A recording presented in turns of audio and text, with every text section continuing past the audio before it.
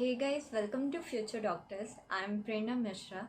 तो गाइस, आज के वीडियो में मैं आपको बताने वाली हूँ about the procedures for MBBS in Russia. So guys, इस वीडियो को बिना स्किप कीजिए देखिएगा, वरना जब भी आप इन प्रोसीजर्स के लिए जाएंगे तो फिर आपको हो सकता है आपको कोई डिफ़िकल्टीज़ हो। तो इसलिए प्लीज़ बिना स्किप कीजिए इन सारी चीज़ों को देखिए। एंड या गाइस, मैंने देखा है कि आप लोग वीडियोस देख के चले जाते हो, आप लोग सब्सक्राइब नहीं करते, तो please subscribe the channel. And yeah now without wasting any time, let's get start.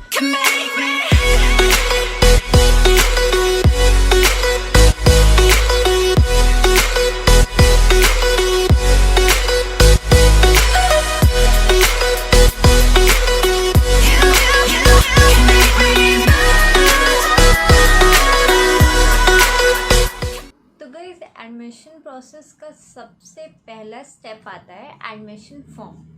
तो जब भी आप किसी यूनिवर्सिटी के लिए अप्लाई करने जाते हैं तो आप जिस भी कंसल्टेंसी के थ्रू जा रहे हो वो आपको उस यूनिवर्सिटी के लिए एक पर्टिकुलर फॉर्म देती है, और उसमें आपको सारी ही डिटेल्स जितने में मेंशन किए होते हैं, आपका नाम, एड्रेस वगैरह जितनी भी चीज़ें आपको वो फिल करनी होती है। अपार्ट फ्रॉम दैट आपको कुछ डॉक्यूमेंट्स भी उनको सबमिट करने होते हैं, जैसे कि आपका 10th और 12th के रिज़ल्ट की कॉपी आपको वो सबमिट करना होता है। देन आपका पासपोर्ट की कॉपी आपको सबमिट करना होता है, फिर आपके ट्रांसफ़र और माइग्रेशन सर्टिफिकेट की कॉपी, एंड आपके नीट के रिज़ल्ट को भी आपको सबमिट करना होता है। तो ये सारे डॉक्यूमेंट्स आप जब सबमिट करते हैं तो ये सारे ही डॉक्यूमेंट्स को भेजा जाता है आपकी यूनिवर्सिटी को, ताकि वो इन सारी चीज़ों को वेरीफाई कर सके। And after verifying each and every document and your form, वो फिर ये डिसाइड करते हैं कि आप उनके यूनिवर्सिटी के लिए एलिजिबल हैं या नहीं, या फिर उनके जितने भी क्राइटेरियाज़ हैं आप उनको फुलफ़िल करते हैं या नहीं, और उसके अकॉर्डिंग वो आपको एक एडमिशन लेटर या फिर आप बोल सकते हो इनविटेशन लेटर भेजते हैं।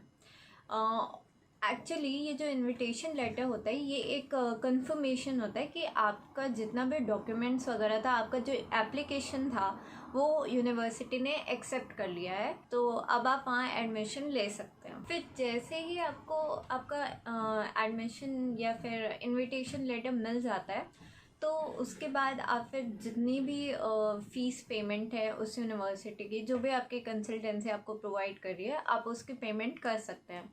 और फिर एट लास्ट जो स्टेप आता है that is applying for visa.